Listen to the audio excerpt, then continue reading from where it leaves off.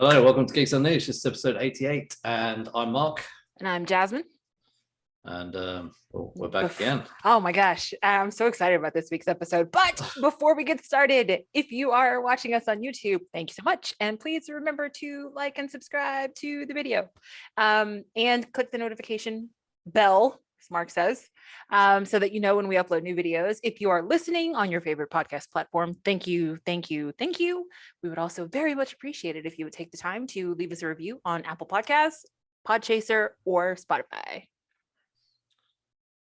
And it's been a bit of a busy week for both of us, I'm sure. I can't even believe it's Friday already. I am so grateful that it is Friday. I can't believe it's Friday. It's Saturday morning for me now. Yeah. I can let you know how it is in the future. We are still alive. Okay. That could be good or bad. We'll see. Planet Earth is still here. Obviously work-wise busy, but have you done anything else or not? No, I've been incredibly boring this week. Busy, but boring. I've watched episodic stuff. There are a couple anime that are current that I'm following, so they release on Sundays, I think. And so I'm all caught up on Sasaki and Miyano and on the Salaryman. I can't even remember what it's called. It's the anime about these office workers that also play badminton. I'm a sucker for the sports anime, so give me a sport. I don't care what it is. I'm probably gonna watch it. Sounds crazy. Yeah, badminton, wild. Do they double up as assassins or?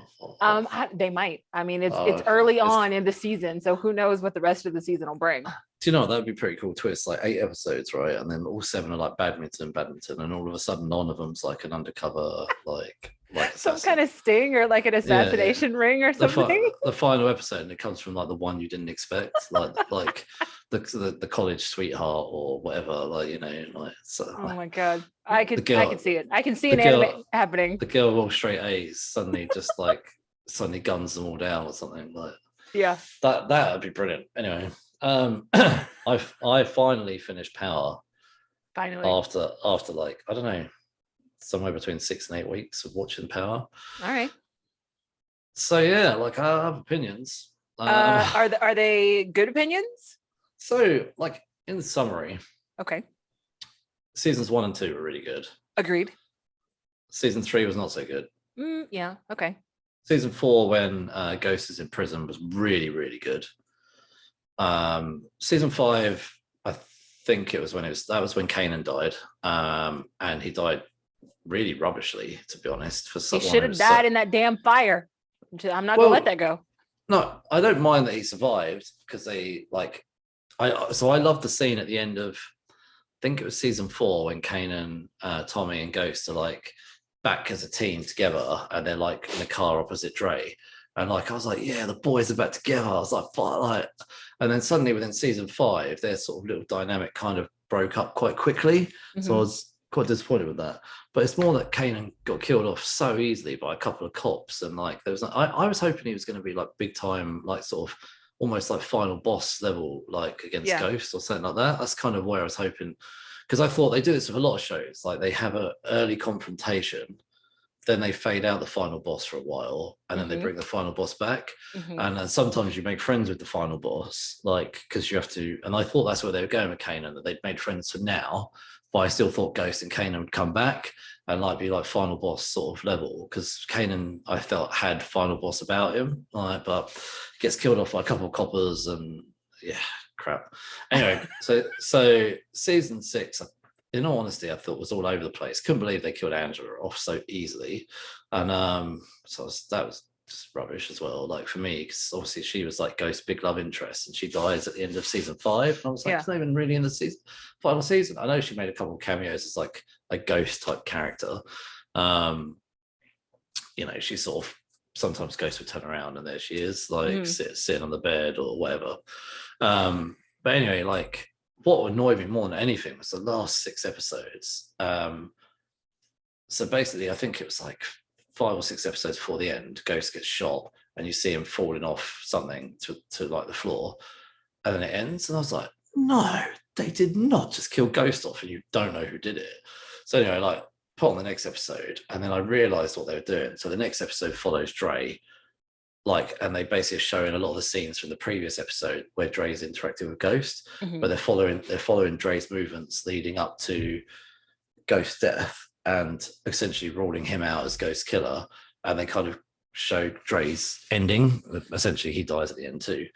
And like, but then each episode was a similar thing, following all the different possible murderers of Ghost, and kind of ruling them out until we got to the final episode. It's like, obviously, spoilers away here. His son is the person who kills him in the end.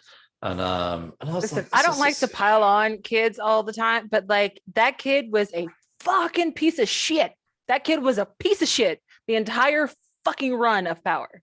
Oh, he was just selfish from the beginning. Like, I just thought he was a spoiled brat, like the whole time. Just, yeah. I mean, you know, just how he carried on all the time. Oh, honestly, like, and then at the end, obviously, it basically really felt to me like the whole season was just kind of killing time, because, you know. Well, but they had this whole like hashtag thing for that last season too, where it was like, who killed Ghost? Oh, did they? So before they got to the final episode, that was all they talked. Who killed Ghost? Who killed Ghost? Who killed Ghost?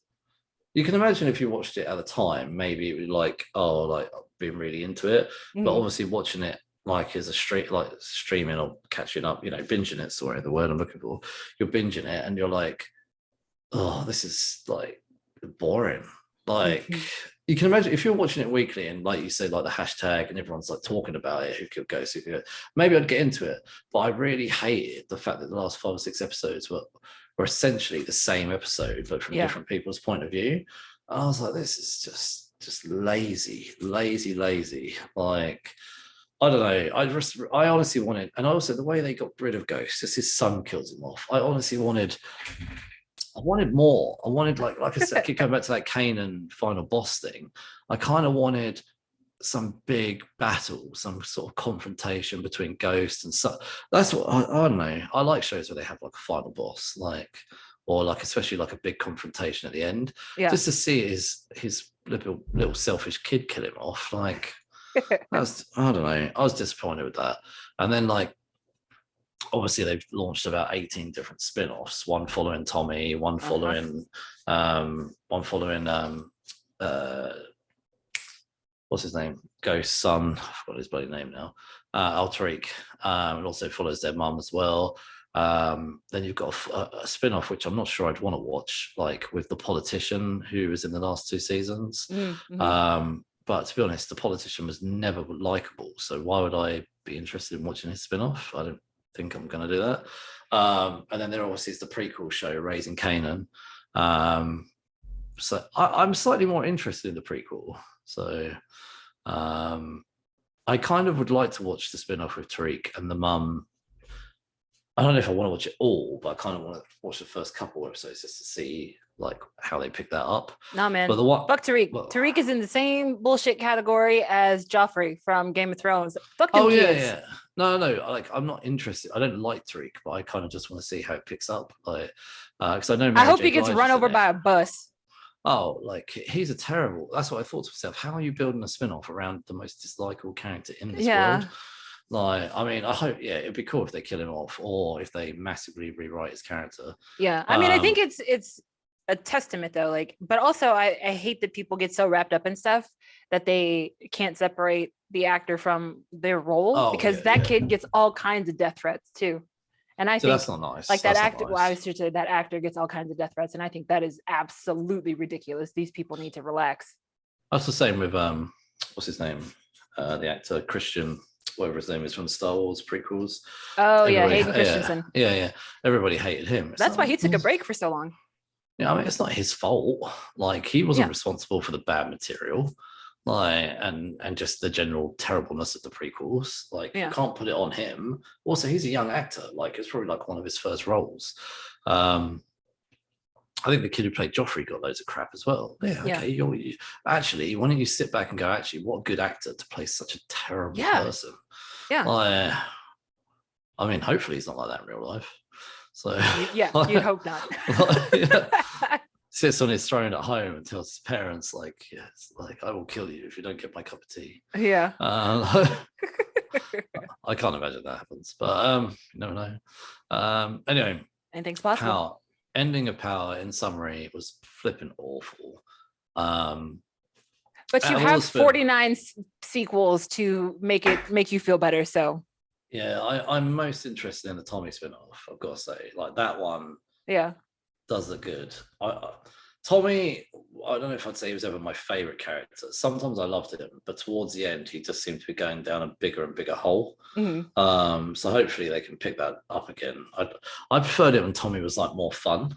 So yeah. But I think the whole thing was just, you got to feel sorry for Tommy. He had 2 loves in that show, and both of them died.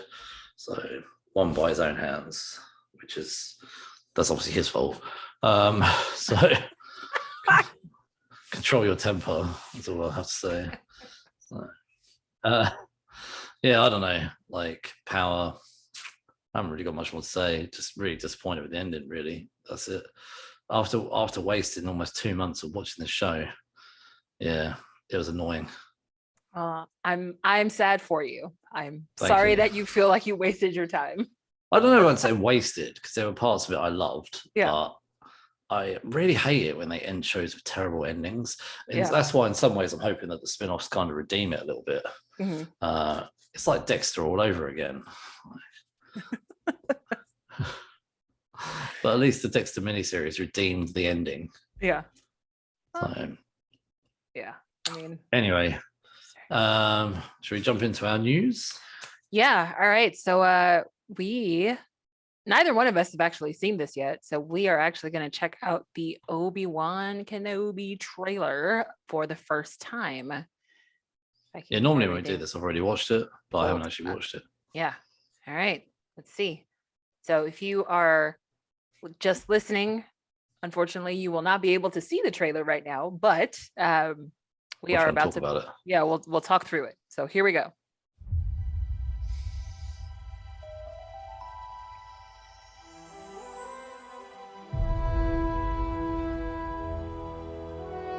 The fight is done. We lost.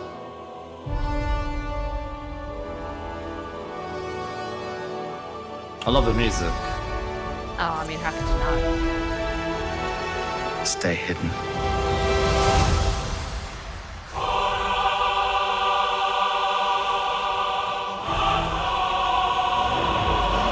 The key to hunting Jedi is patience. Definitely giving me chills too.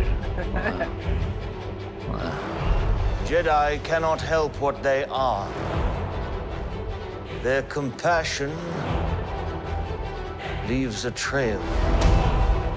Oh, that's the same actor. The Jedi code is like an itch. Same actor as what? He cannot help it. He was in the prequels. He took Luke. Oh. Where is he?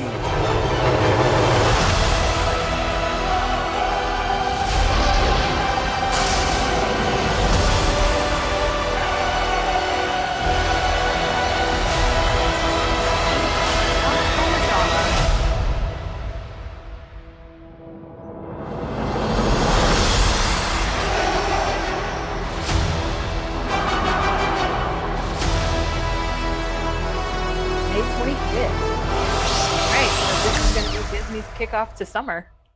Do you know, we didn't talk much over that because I honestly was like, I can't talk over it. It's so good. Like honestly, the music was giving me chills. Like, I thought that looked really good, to be honest. I like. It doesn't reveal much though. No, that's literally what I was about to say. That like Yeah. I like the fact they don't show you too much. I did like the scene where Obi-Wan from a distance is watching Luke.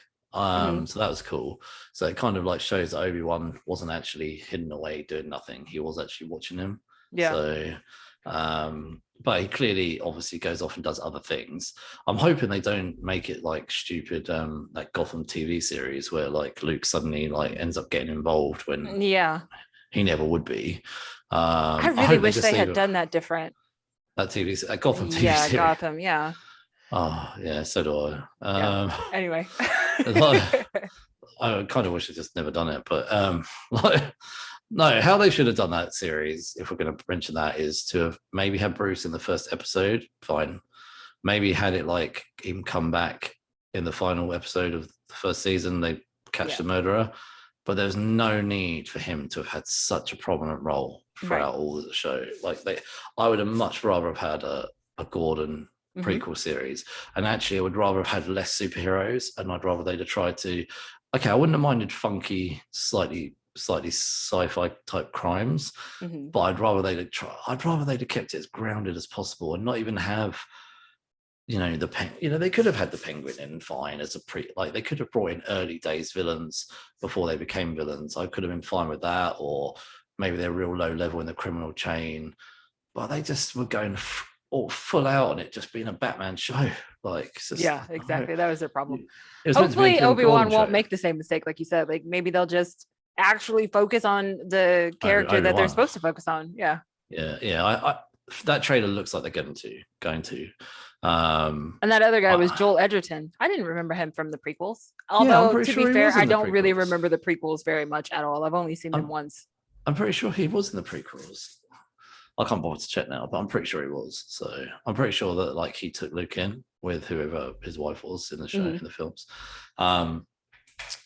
Does it make you excited? You said you weren't going to be excited before you watched it. Like, do you think you're a little bit more? I still haven't watched Boba Fett, so. Oh, I haven't watched Boba Fett either. I have only grudgingly watched. I mean, grudgingly, I say that, but like I've only grudgingly watched The Mandalorian because we covered it. But like, none of the series so far have made me want to like jump up and down and get really excited. I heard mixed things about Boba Fett, but I do want to watch Boba Fett. I haven't actually had time to watch it, but that show does it good, I think. Like, I don't know, it feels right. I think because it's got such a big character in it, I'm a lot more keen to watch it. And who doesn't like Ewan McGregor? Yeah. Well, so, I mean, is there a chance that there's going to be some Qui-Gon Jinn in there too?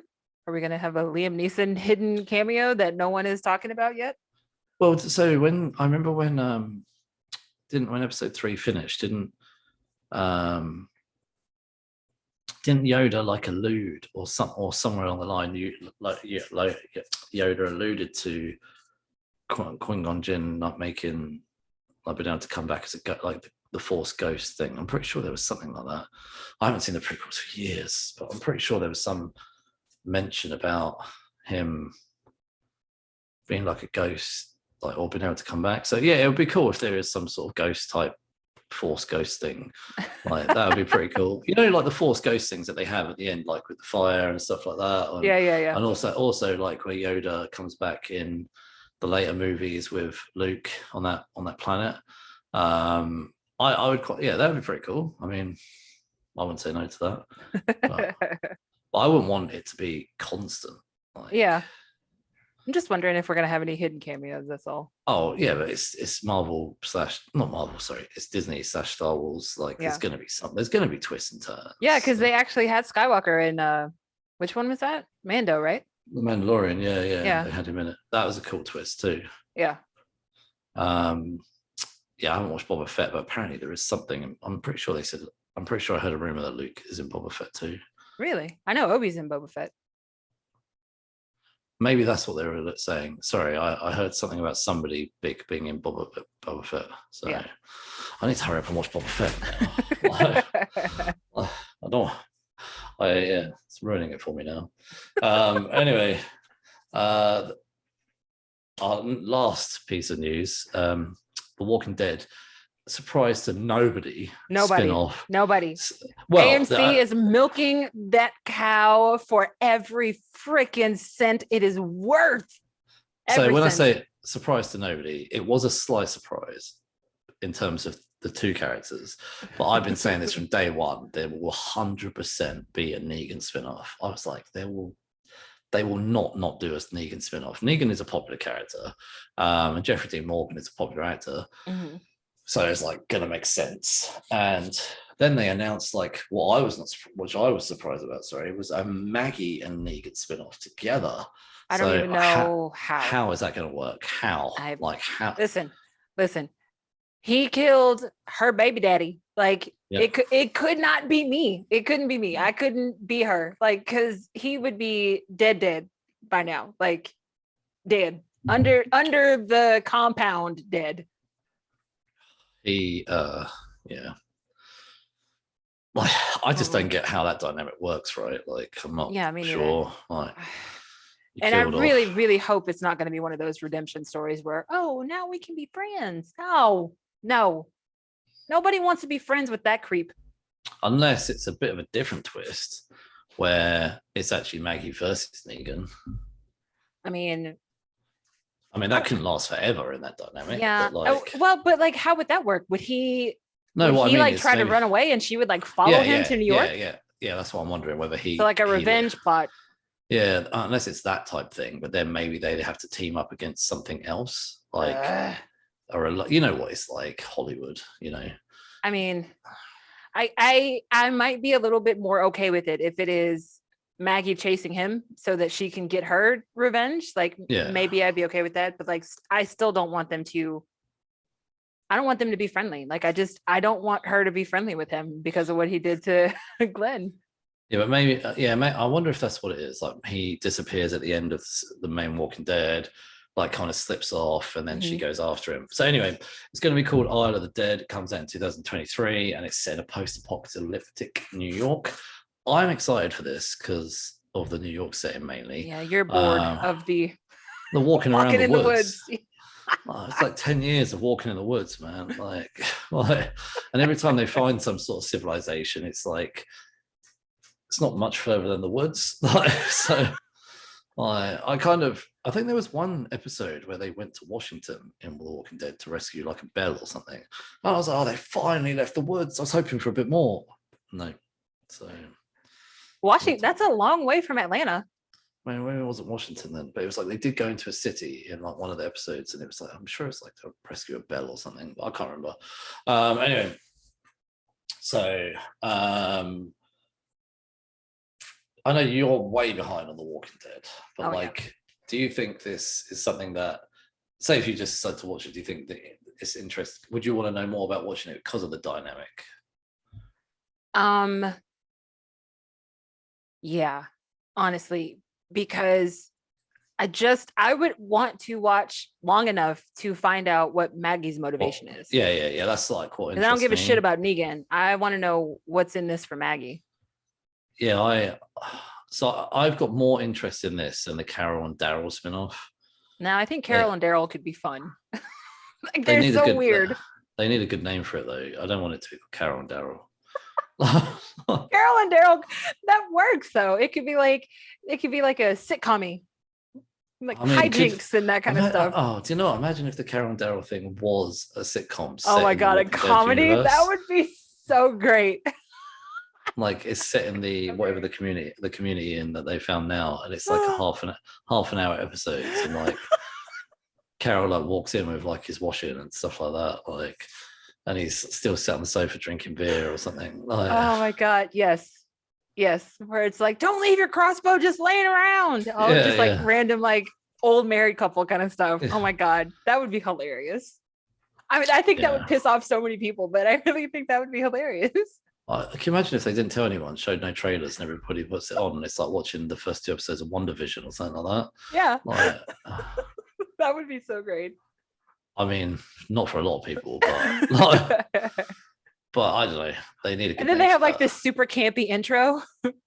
I'm assuming if you get a Carol and Daryl spin-off and you got your Maggie and Negan spin-off, is it going to be that they eventually cross over and like a Walking Dead event?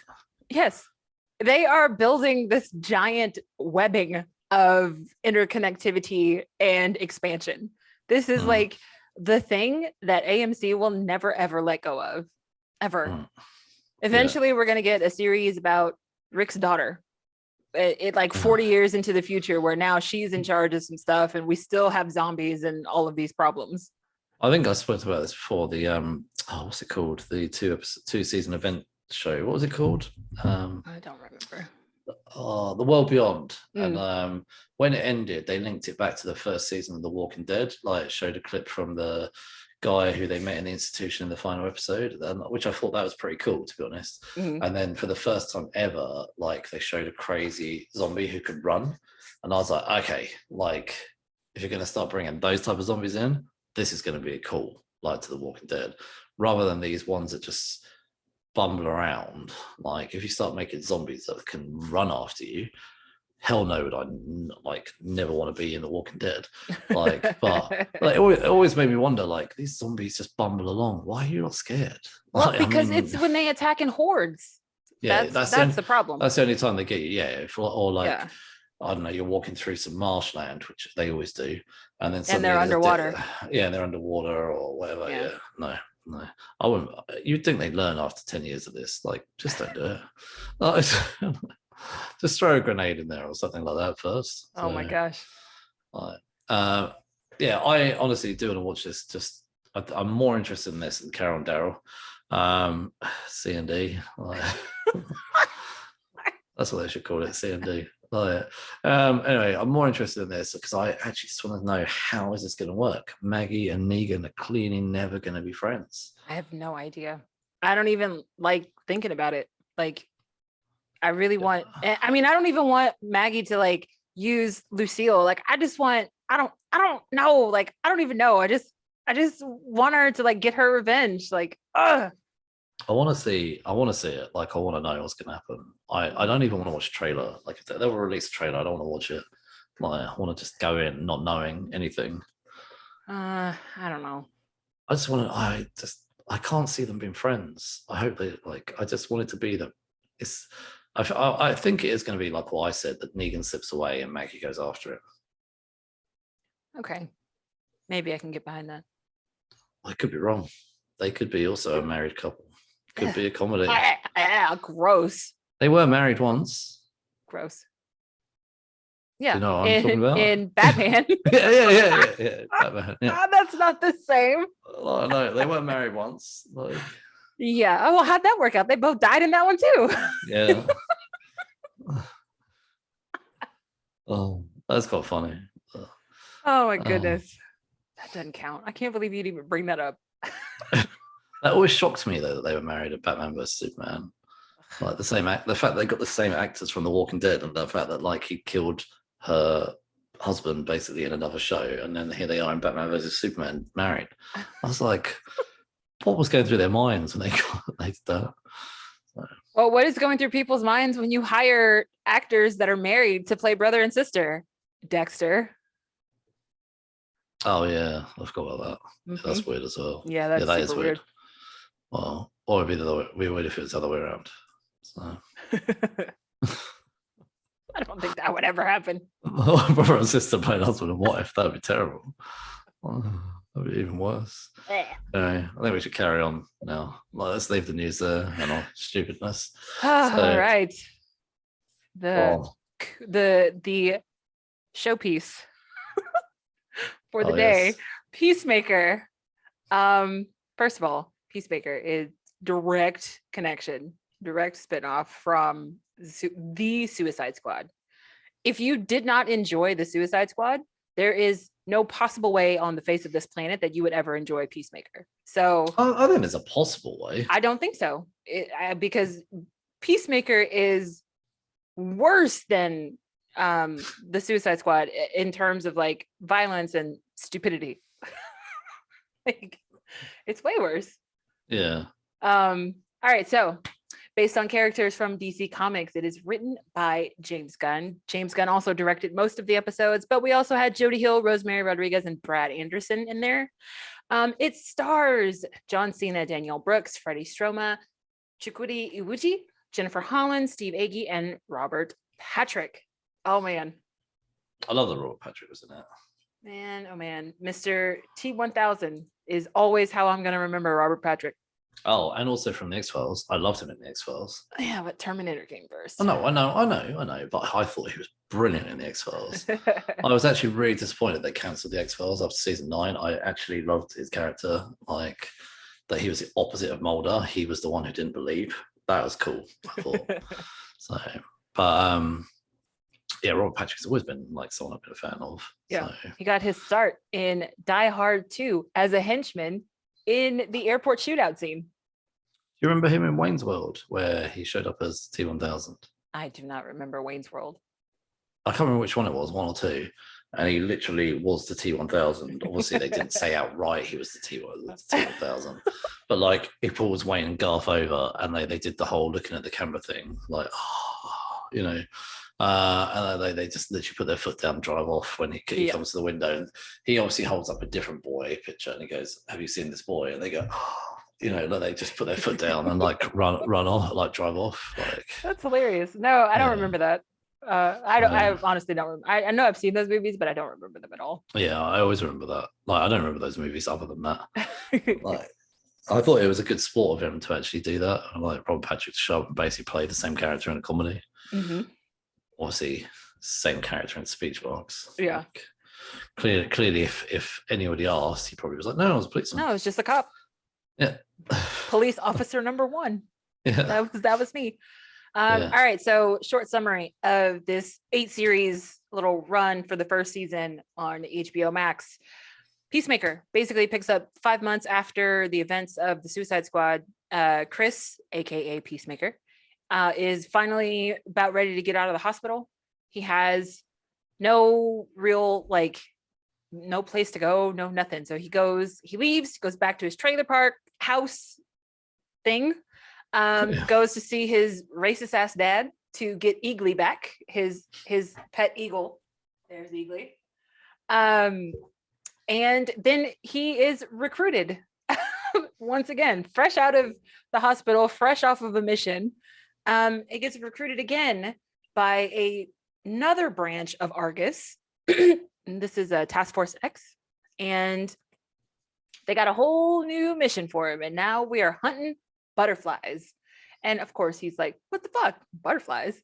So then we meet this new team of characters. We have some cameos, like Viola Davis reprises her role as Amanda Waller. She has a few scenes throughout the 8 episodes. We basically get Peacemaker joining this new team to figure out there is an alien invasion happening on Earth at the moment, and it is his job to stop it, kill the leader of the alien so that the invasion doesn't happen. So as ridiculous and crazy as that sounds, oh boy, this show goes so much further than that. I loved its ridiculousness. I loved it really. Like, yeah, I thought I would, because I think we reviewed Fast and Furious 9, didn't we? Pretty sure we did, didn't we? And I was like, I hate John Cena. I hate John Cena. And I kept telling you just got to see him in a comedy. So then I watched. We didn't review this, but then I watched Vacation Friends, and I was like, "This is brilliant!" Like, he was so funny. He's funny. Like, it was just really good. I think that might be the only things I've seen him in was Fast 9 and that. I can't think. He's really bad at serious stuff. Like, well, because before he got like popular, he did stuff like The Marine, and just like those big action stuff. Obviously, I saw him in Suicide Squad, but like, yeah, I'm pretty sure it's just Suicide Squad. Fast 9, yeah, and now this, I think. Oh no, and Vacation Friends. But honestly, he was like so much better in this, like, than the Suicide Squad. He was so funny, but I think in this way, in some ways, he got to show like his range of emotions. So where in the film, obviously, you're limited on time, which you got to bash to get from. But yeah, the film was also an ensemble cast, so you had a whole bunch of other people that you had to introduce too. Yeah, no, I know, but like, I like the fact that there was some moments where he clearly got to show some of his own character. Like, yeah, I thought that was pretty cool. So, but yes, so that is my thoughts on John Cena. So, what are your thoughts on this first season? Thoughts on the first season? Like, I loved it really. Like, just so much from the titles, just to the dynamic of all the characters. I think it was so well written. It had so many good one-liners. I'd be laughing so much when I was watching it. I thought it was just so funny, like the whole thing. I thought they did really well in 8 episodes. Do you know what I have to say is, I think we've said this before, me and you, sometimes like Netflix especially will be like, okay, well, we want 8 to 10 episodes, and probably the people behind it are like, well, we've only got a story for 5. Yeah, but we want 8 episodes or 10 episodes. So you basically got to sort yourself out. And like, I found that the 8 episodes that we had, none of them were filler. Yeah. Like, they were all really good episodes. Yeah. They were really strong, all of them. Just I don't know, just loved it all. It was just so funny. It was well done.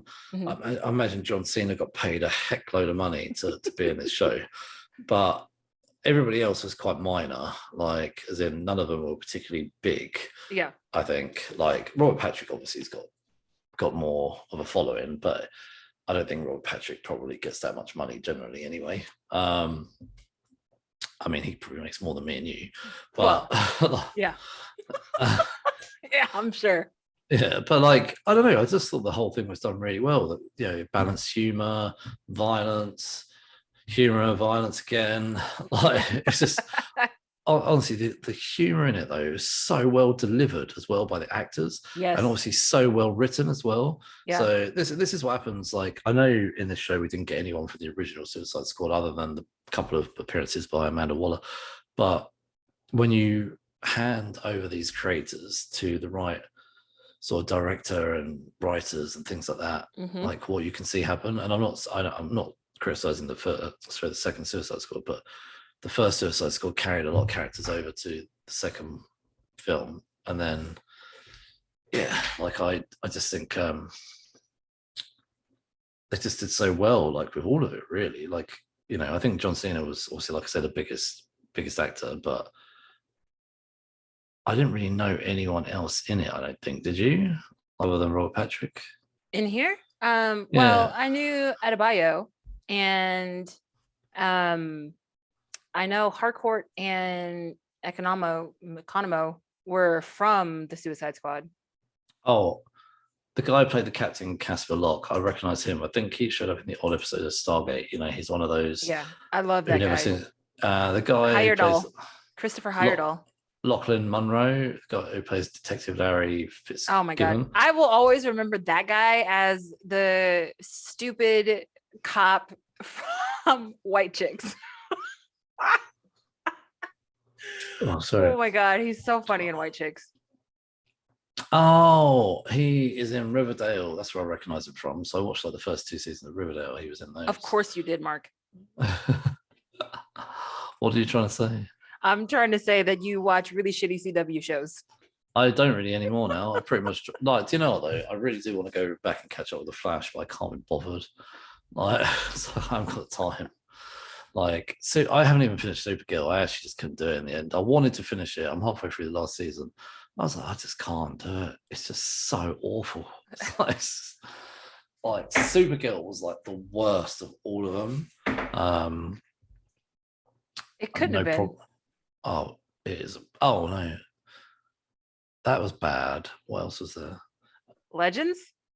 Oh no, Legends is flipping really bad. No. Yeah, Legends is the worst. So yeah, I don't know. Anyway, me watching a CW show, like Riverdale. He was in Riverdale, but he said 39 episodes or something. No, 39. So he did a good chunk. So I know they got rid of him from Riverdale because he murdered someone or something. But anyway, he's probably one of the only real side characters I knew. I know you said you knew Harcourt, but I didn't know her from before this. Oh, no, I just said she was in the Suicide Squad. Oh, okay. But yeah, that's the only thing I knew. I've just got up her IMDb and I don't think it's it. That is James Gunn's fiance. Oh, in real life? Mm-hmm. They recently got engaged. Oh, okay. Obviously, I assume they met on the set of Suicide Squad. Who knows? Yeah, I assume they have if they've recently got engaged. So, but yeah, no, I just come back. Overall, I think I actually loved this whole show. I thought it was brilliant. I thought just so good, humor, well written, well acted, well directed. You know, so much you could say for this. Like, they juggled violence and humor really well. Mm-hmm. You know, they didn't even like say that violence. They didn't say violence was acceptable most of the time. Like, some of the characters obviously would never say that, but yeah, just I think they did really well in terms of all the things they were balancing, especially as this is set in the DCEU, which is not really a comical world. So when we'll talk about that connection in a bit, but I thought for me they did really well. What about you? What are your thoughts on the first season? I thought that this cast had great chemistry. I thought that all of the banter felt so natural. And I know that there were quite a few scenes that were actually unscripted. Oh, I didn't know that. Yeah, like the one scene where after Chris finds out that they framed his father and that's why his father was in jail. Oh, and yeah. he gets really pissed. He's like, you could have picked anybody else in the world. And he literally names off 50 random celebrities. And that was all ad-lib. Like that was all John Cena ad-libbing that. Oh, really? Yeah. Yeah. And so some like they play the bloopers like at the end end of each episode. So like you can see like the reactions on some people's faces. Like those are kind of genuine. Well, I didn't. So he just randomly started naming people. Yeah. Was he meant to say like one or two people or something? And then I have no idea. It kind of reminds me of like those Family Guy jokes that go too far that you get uncomfortable and then they come all the way back around to being funny all over again. So I loved the humor. I loved the cast. I didn't care one way or the other about the story. Like I really couldn't have cared less about butterflies and alien invasions and all that stuff. But like I watched every week. And this was actually one that I watched every week. And I just wanted to know what they were going to do next, like what the team was going to do next and how they were all going to find new shenanigans to get into. So I just kind of really enjoyed seeing the character stories play out. And it got like a little heavy toward the end, which was kind of surprising. I don't think I was expecting it to be like serious in that regard. But I really, really enjoyed it. And like, again, it was so stupid and so silly, but like in the best way. And it's just one of those series where it's like, I cannot believe that I am laughing this hard, like watching this series. Like, it's just so funny. I was dying watching it. It was just such a funny show. Like, and a lot of it was like the kind of humor that I love. Like it's that inappropriate, like borderline, ooh, don't say that out loud kind of humor. What we have when we're not recording. Yeah, exactly. And it was like, but it was all delivered so well. Yeah, no, I honestly, it was just done so well. But anyway, so the structure of this first season, I thought they did a good job of it, to be honest. How the pacing, sometimes it was, I wouldn't even say sometimes it was slow. Like it was just slow, so sporadically. Like, I thought that I don't know, I just love so much about the show. It's just funny, well written, well directed. Like the cast, like you said earlier, had such great chemistry together and worked really well off of each other. And I didn't realize the whole that they made some of the lines up as they went along. Like that obviously shows the strength of a good cast as well, to support each other out when you're doing this kind of things. You can imagine some actors and actresses might feel a bit nervous to the whole, oh, don't worry, whatever. But like John Cena probably made them all feel quite comfortable if he was ad-libbing a lot. So if he's anything like his now, sorry, I'm a bit lost with what I was saying there, but like I don't know, I think it was just overall, I think I enjoyed it. I enjoyed the pacing as well, like did you have any favorite scenes while I know there's so many, like favorite scenes, dang, did I really liked the there was one scene that was kind of cinematic where the butterflies, like Goff takes over a new body, and so then he goes out and recruits all of these other butterflies, and then when he walks into the police station and all the butterflies just follow him and like take over all of the cop bodies. I thought that whole sequence of the butterflies taking over the humans, I thought that was a really cool sequence. The police station. And then I think my other favorite scene was probably when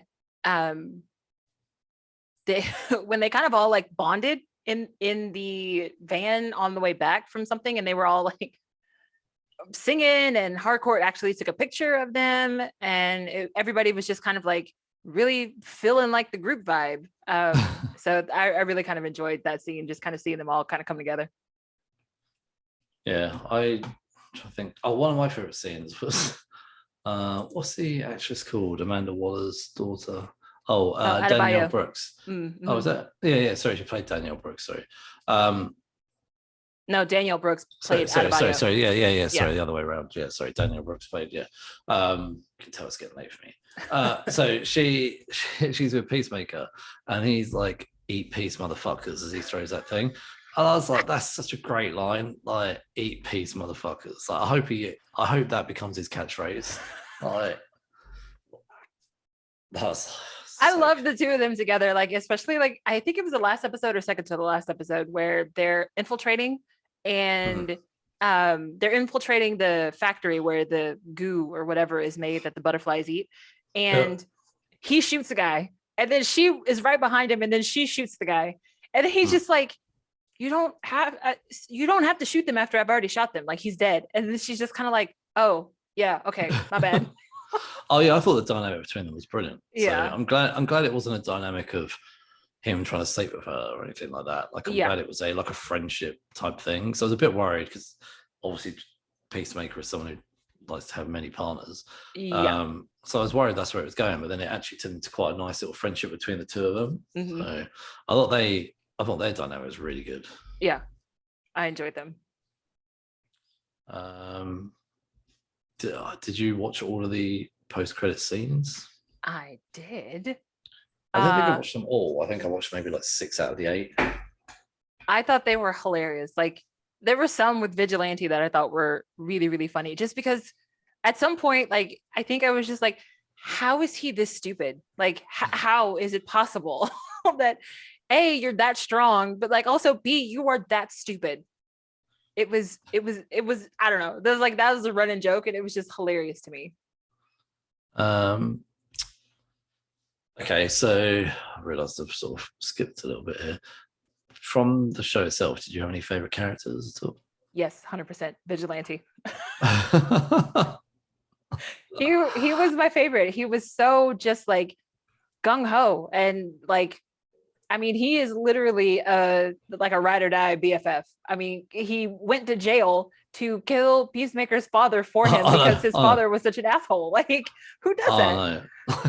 He actually got arrested so he could go into prison. Yeah, he got arrested to go to jail. And I also kind of love the speech that he gave, because he went and the whole plot is Peacemaker's dad is this racist, like anti-hero character called White Dragon. And he is already hanging out with like the Aryan Nation or whatever in prison. And Vigilante, that fool, he walks right up to them, sits at that table, and he's just like, I think it'd be really great if we could just sit here and talk about all of the wonderful contributions that African Americans have made to society. And everybody at that table is like, what the fuck? Oh man, it was so great. I'd love to know how much of that's him and how much of it's a script, but yeah. I don't even know, but like his delivery of all of his lines, Freddie Stroma, he was so freaking hilarious. I mean, it was insane. And then when you put him and Peacemaker in scenes together, it was off the charts funny. Those two, I think they were probably the funniest like duo, but it just individually, Vigilante was my favorite character, just because I could not believe that somebody was so like aloof and just like didn't care about anything. Like when Peacemaker was having like when he was feeling gun shy and couldn't shoot the wife and the kid, and Vigilante was just like, well, let me just borrow this rifle here, and like killed them all with no like hesitation. It's crazy.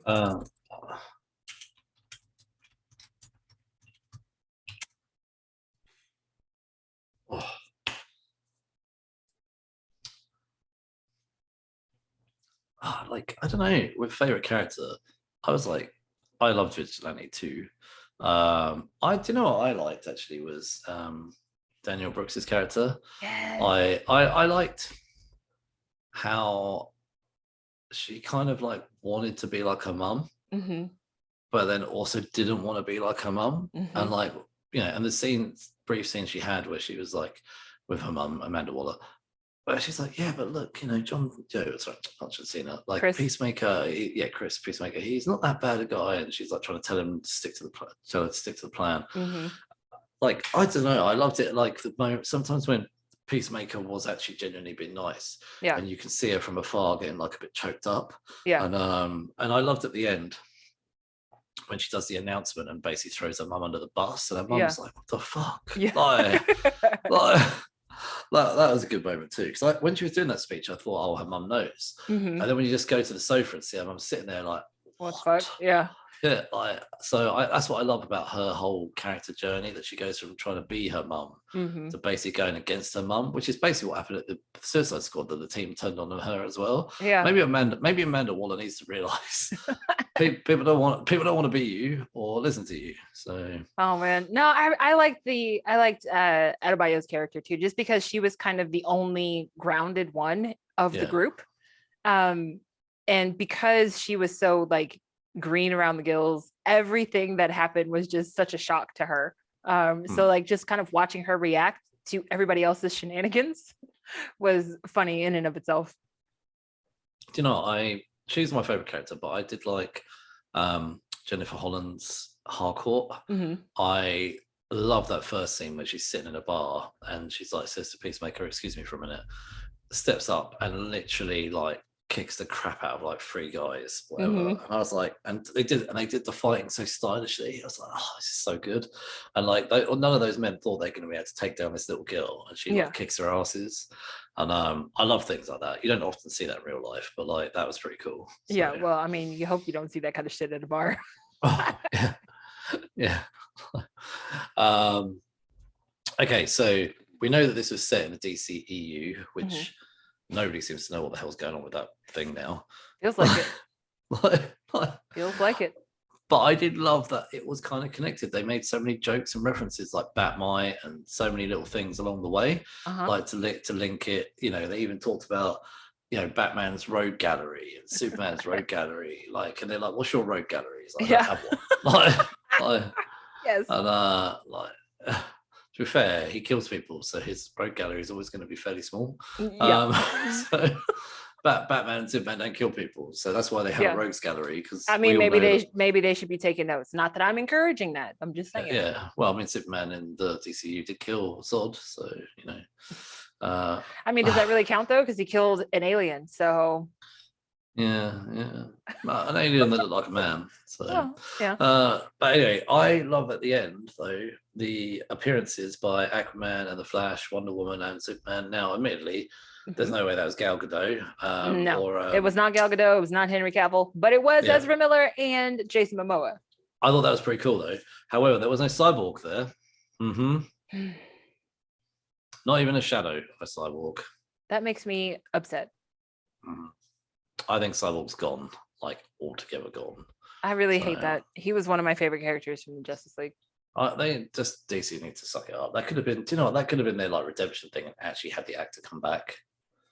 So I mean, I don't think he would come back, but you know, yeah, I don't know. Can't really say much more on that, but it's disappointing to have it that there's just 4 of them when we know that there's not 4 of them. So there's a cyborg. However, I loved it that Aquaman. Well, there was no Batman either. Yeah. Was there? No, no. No, there was no Batman. You're right. You are right. Oh, wonder why that is. Maybe he's just too slow. He doesn't have any superpowers. Maybe that kind of explains Batman, because you know, maybe the Batmobile couldn't get there quick enough. Wow. But like, I thought it was funny because actually, Aquaman is like a running joke throughout the season, and about how Aquaman fucks fish.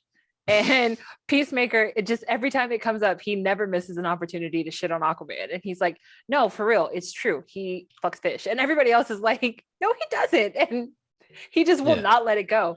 And so at the very end, he's like, you're too late, fish fucker. And then Barry says, oh, everyone knows it's true, or something like that. And he's like, fuck you, Barry. It was such a small little thing at the very, very end, but oh my God, it was so funny because it literally was a running thread throughout the entire season. And then when you actually see Jason Momoa and Peacemaker interact with each other, it was just kind of like, yes. I couldn't believe it though when you saw like the shadows of the Justice League, and I thought they weren't even going to show any real members. And the fact that they actually did show the real Flash and the real Aquaman, and obviously the other 2 are like faded in the background, cheap ass way of doing it, but like they should have just got both of them back. Suck it up. I mean, Gal Gadot obviously is still with the DC, or in the DCU, so maybe she was just busy, or maybe they didn't want to pay her the money, Like, Yeah. but I did like the fact they had two of them. They're like, he's like, yeah, fuck you, Barry. That's the one thing I do love about DC is that they don't mind skirting the line between films like Shazam and then shows like the Suicide Squad all set apparently within the same universe. So yeah, but I like that they kind of, like you had touched on earlier, I think this Peacemaker and the Suicide Squad are both proof that like when you put these characters in the right hands, amazing things can happen, because the Suicide Squad, the second film, was so much different. I mean, it was so different than the first film, and that paid off because that whole vibe works with the Suicide Squad. Like the dynamic and the comedy mixed with the over-the-top violence. Like instead of trying to make everything this heavy, serious kind of story, like lighten up, you know, like unask yourselves and just like relax. If you can relax and actually have fun with your shit, then I mean, we could be in a completely different place right now. I mean, I think about how the comedy with Jason Momoa and Ezra Miller, obviously there was comedy in the Joss Whedon version of Justice League, but it was a terrible movie. And then we got the Snyder version eventually, which had very little humor, if not none. And we still preferred that version over the Joss Whedon version. But this version of those characters, like where it was only, like I say, it was only like 30 seconds, a minute maybe. But it was enough. But the humor between Ezra Miller and Jason Momoa was so good. Like, yeah, I loved it. So, like you say, in the right hands, the same actors can do and same, you know, better material, the actors can do a much better job. Yeah. So I think DC needs to figure out what it's going to take to keep James Gunn, because this stuff to me it's a smashing success. I mean, I know they want to restore the Snyderverse, but can't you just say to James Gunn, look? Now, I don't know that you should give him Justice League. I'm not going to go that far. I'm not going to go that far. But no, I was about to say maybe him and Scott Snyder should work together, like on a Justice League, maybe. Zack Snyder. Sorry. Fuck. I'm getting tired. That's the wrong Snyder. DC guy. Yeah, Zack Snyder, like put him and James Gunn together, maybe for a Justice League. I don't know. Would that work? No. I don't think their styles are anything alike at all. I don't dislike Snyder's mode of storytelling because, I mean, if you look at the way that he did Army of Thieves. Oh, I love that. I loved Army of Thieves. I mean, I did. It was too fucking long. But other than that, I mean, I really, really loved that. Oh, I loved Army of the Dead as well. I loved them both. Sorry, that's what I mean. Army of the Dead. He didn't do Army of Thieves. Army of the Dead. But yeah, like I think I don't know. I don't know how you fix the DCEU at this point. So all I know is that James Gunn is doing really well with this little handful of characters that he has been given. And I think that we should keep doing that. He talked about wanting to do a spinoff, but wouldn't say which character he wanted to do the spinoff of Peacemaker with. Yeah. So it did get picked up for a second season, Peacemaker. But as far as like a Peacemaker spinoff, like who do you think they would spin off? I hope they don't. Like, why do they do these things? Just leave it alone. Just leave.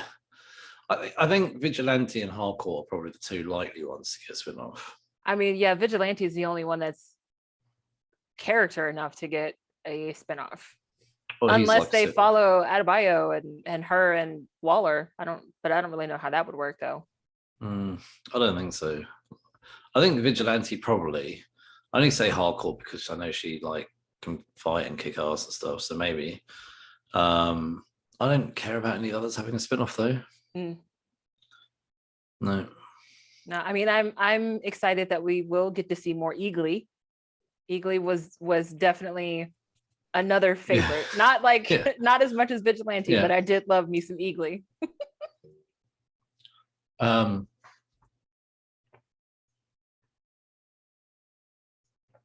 Trying to think. Right, okay. What do you think of the music and the intro? Because obviously the intro was so unique. Do you really want to take that? I I can't sing. Like I can't. So you It can was sing. so over the top. The intro, love the like I intro. watched it the So first good. time for the first episode, and I was like, "Oh my god, what is this? This is awful and amazing all at the same time."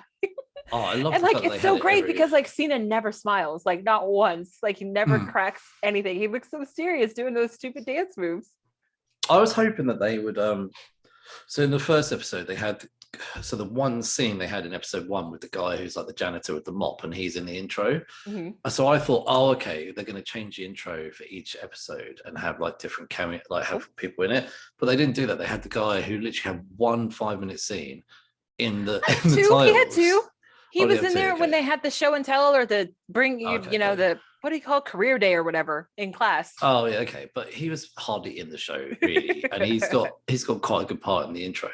But yeah, I love the music, and that intro. Honestly, I wish more shows would just not take themselves seriously. Like, I think that's what works so well with this one. Like this show is just like, nah, we are completely 100% over the top, and we don't give a shit. Like that's our brand. We're doing it. That's why I I loved it. thought that they used music really well. I mean, that's not really surprising given it's James Gunn. And you know, Guardians of the Galaxy uses music to great effect. But yeah, I really loved a lot of that stuff. And like another one of the scenes where they're in the van and they're playing a song at Harcourt is like, is now really the time?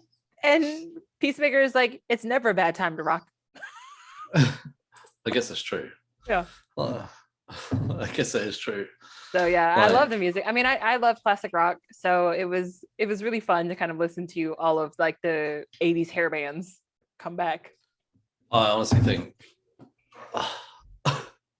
that he's right. There is no time when you cannot rock.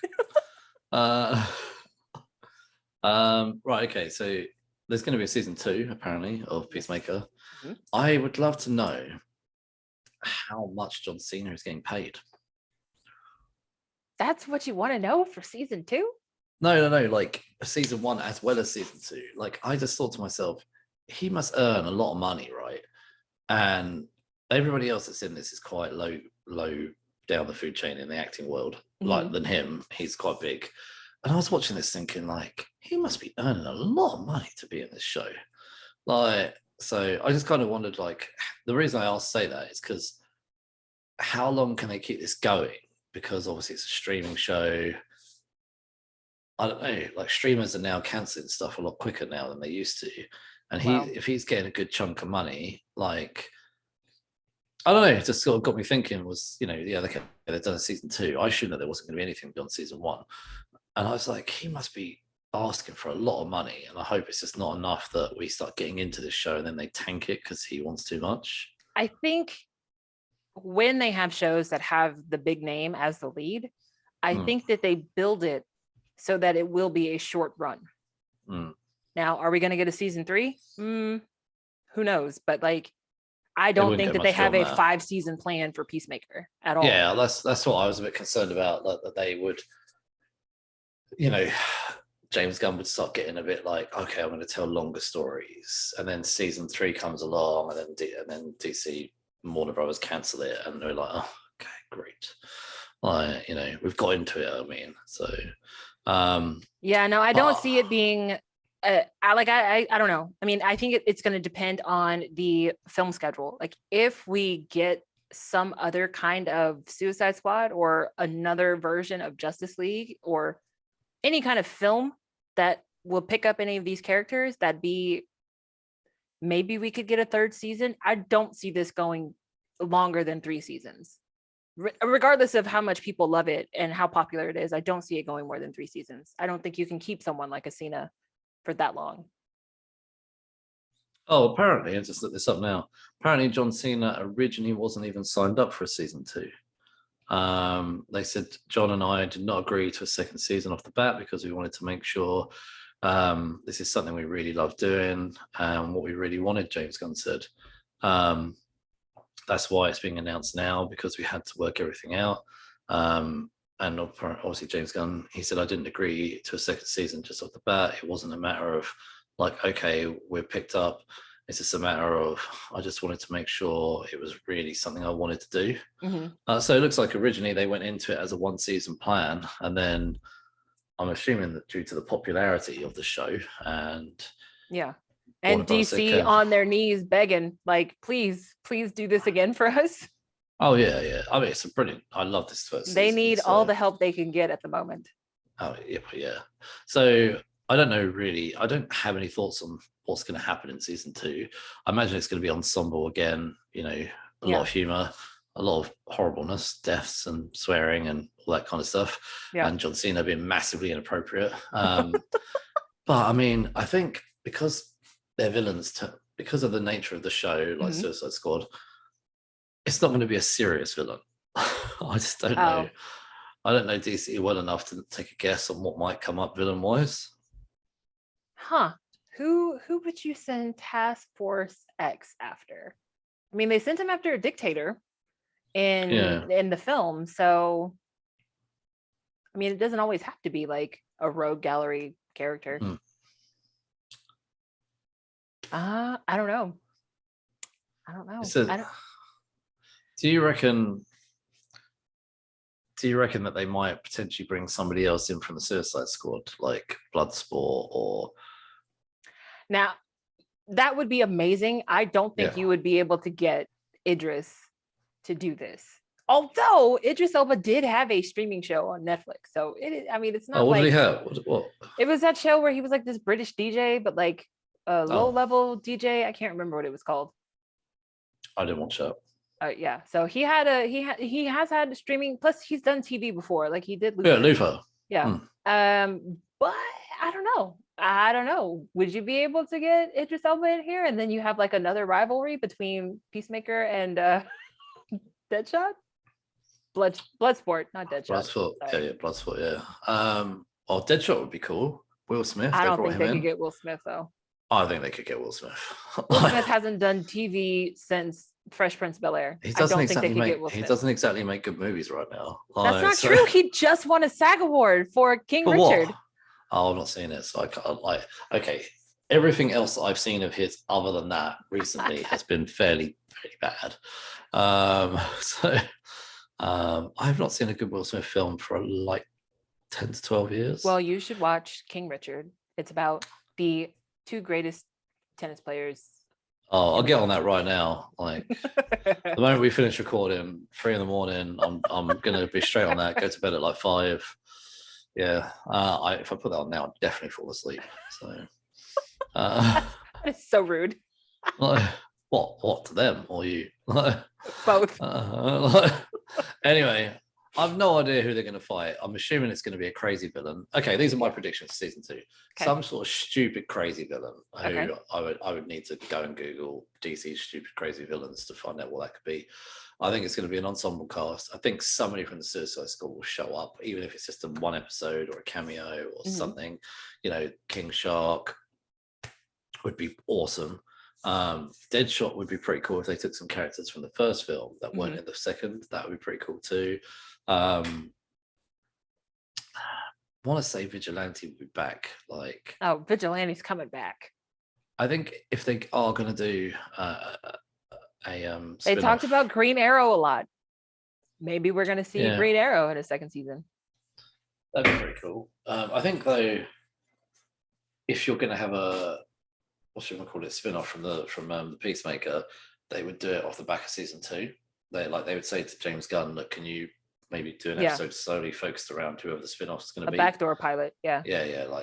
I mean, not because it's HBO Max. I don't think they'll do an obvious one, but they'll probably have an episode that maybe focuses on one of those characters. So that's my sort of. They finally bring in Martian Manhunter. Like we got him in the films a little bit, but like since we've already had like a alien invasion in this one, like what if we just keep the alien theme going and we get Martian Manhunter? Well, he could be put in charge of Task Force X. He obviously could change into Amanda Waller. That's true. He totally could. Or we get some silly villain like The Question. That'd be good. Okay, so what would you rate this out of 5? 5. Like, I mean, if I have to just look at it for what it is, and I think it does its own thing so well. Like I can't. There's not another, because like you can't even compare it to The Boys, because even The Boys deals with the really really heavy stuff, but this show is just like stupid fun. Yeah, actually, I would say I this give it is a very 5. comparable to The Boys. It's very comparable to The Boys, I think. Like, there probably isn't many shows like this, and there isn't many shows like The Boys, so these two are probably the closest to each other. Even though they're not that, I mean, they're not. yeah. But, I like violence wise, sure. Violence and humor. They have humor in The Boys too. But this, they're probably, distant cousins. So, like, that's they're what, neighbors in the same neighborhood. Yeah. Anyway, I would rate it 5 too. Like, I would hands down give it 5. Oh, look at that. 2 5s. We haven't given 2 5s in a long time. I don't know when. I can't remember. Whatever. Well, it certainly wasn't Mortal Kombat. Yeah, it would never be. Like, Mortal Kombat shit. Mortal Kombat was great. I mean, maybe if you were really drunk and paralytic and like on the floor with one eye open. I mean, squinting. it was. I'm none of those things. It was great. I loved it. I think if I was to give it a 5, you might have to get me really, really drunk. Just like get like 10 shots in me, like, and no food for like a day or so, and maybe I might agree. Like, man, oh man. You're just thinking now, aren't you? I can't wait to hit you when I meet you in New York in a month's time. Oh man, listen. I'm so pumped about New York. I can't wait. What, and hitting me? Well, maybe that too, but the violence. Jasmin gets arrested in New York. Let's hope not. We knock on wood here. Yeah. Obviously just a joke. Right, yes. Anyway, our next episode, I know we had a break. We are going to take another break. Don't worry, nowhere near as long, just 2 weeks. Yeah, that's my fault, but yeah, taking a break. Well, next weekend I'm away too. So if we hadn't actually had a break, we probably could have maybe pre-recorded something or whatever, but like we haven't had time. Yeah, and, real life has been crazy lately, so bear with us. Yeah, so we're back in, definitely be back in 2 weeks, and then while we're away, I'm going to catch up on a lot of the stuff that I've missed out on for the last few weeks as well, like all the sharing of stuff, and I'll try and be back on social media a little bit more and try and come up with a plan for me and Jasmin to actually know what we're doing, because we don't. However, when we come back, we're going to review The Kingsman, which is now on Disney Plus. So you've got 2 weeks to go watch it if you haven't already. Probably already have, but we haven't. Yeah, so we're behind. So I'm looking forward to it, The Kingsman. I love those type of films. Yeah. And if you don't already, you can follow us on social media, Geeks and Niche everywhere, Instagram, Facebook, Twitter. Come say hi. Yeah, and you can get this podcast wherever you get your podcasts. Google, Podbean, Apple, Spotify. We are everywhere. So please leave us a 5-star review and tell your geeky friends. Anyway, have a good week. Good journey. And that too. So.